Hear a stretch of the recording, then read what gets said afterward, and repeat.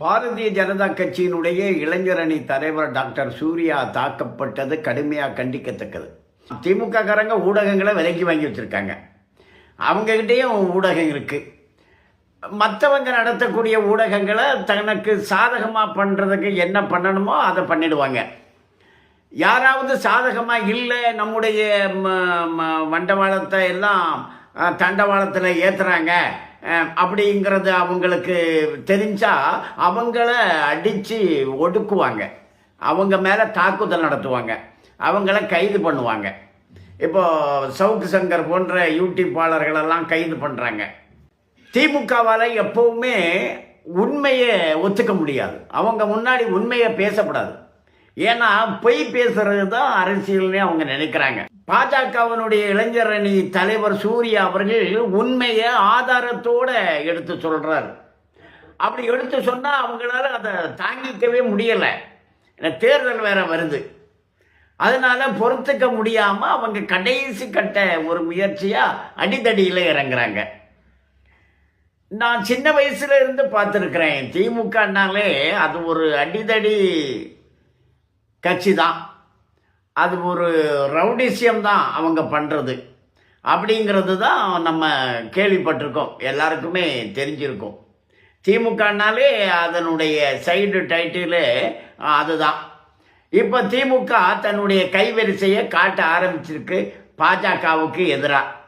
ஏன்னா பாஜக கிட்ட உண்மை இருக்குது, அதனால அவங்க தாக்குறாங்க.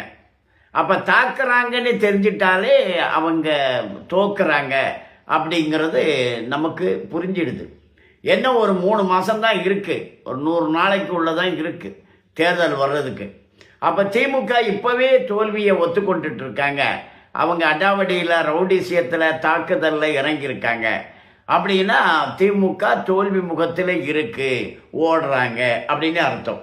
ஆனால் தேசியவாதிகளாகிய நாம் கட்டுக்கோப்போடு இருக்கணும், நாம் பாதுகாப்பாக இருக்கணும்.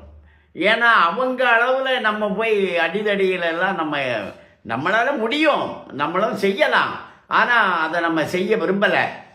நமக்கு தேர்தல் முக்கியம், தேர்தலில் வாக்கு முக்கியம். நமக்கு திமுகவுக்கு எதிரான வாக்குகளை உரணியில் திரட்டணும். அப்படி திரட்ட துவங்கிட்டோம் அப்படிங்கிறது இப்போ திமுகவுக்கு புரிஞ்சிடுச்சு. அனைத்து இந்திய அண்ணா திராவிட முன்னேற்ற கழகம் பாஜக கூட்டணிங்கிறது ஒரு வலுவான கூட்டணி, தேசிய ஜனநாயக கூட்டணிங்கிறது ஒரு வலுவான கூட்டணி, அதில் பல கட்சிகள் இணைகிறாங்க அப்படிங்கிறது திமுக காரங்களுக்கு தெரிஞ்சிடுச்சு. அதனால நாம் மாட்டிக்கிட்டோம், நாம் தொடர்ந்து சம்பாதிக்க முடியாது. இப்போது ஏற்கனவே கருணாநிதி குடும்பம், கருணாநிதியுடைய மகன், பேரன் இப்படி சம்பாதிச்சுக்கிட்டு தான் இருக்காங்க. அங்கே டெல்லியில் சகோதரி கனிமொழி அப்படின்னுக்கிட்டு குடும்பம்தான் திமுக சம்பாதிச்சுட்டு இருக்காங்க. தொடர்ந்து நம்ம பேரன் கொள்ளு பேரன் அப்படி கொண்டு போகலான்னு நினச்சோம், தொடர்ந்து இந்த தமிழ்நாட்டை வஞ்சிக்கலாம்னு நினச்சோமே, அது முடியாது போல இருக்கு அப்படின்ட்டு அவங்க ரொம்ப பதட்டத்தில் இருக்காங்க.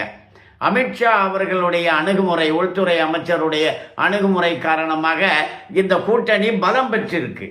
அதனால ரொம்ப பதட்டத்தில் இருக்காங்க, ரொம்ப கோபம் வருது அவங்களுக்கு.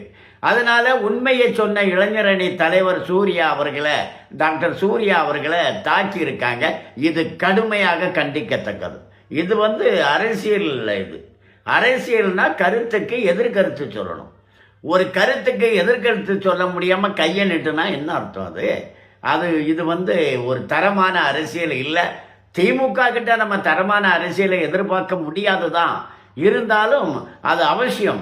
அரசியலை நாங்கள் எப்படி அரசியல் பண்ணுறோம், நாங்கள் எங்களுடைய உண்மை கருத்துக்களை எடுத்து வைக்கிறோம்ல. உங்ககிட்ட உண்மை இருந்தால் நீங்கள் சொல்ல வேண்டியது தானே, எதுக்கு அடிதடியில் இறங்குறீங்க? இது கடுமையாக கண்டிக்கத்தக்கது.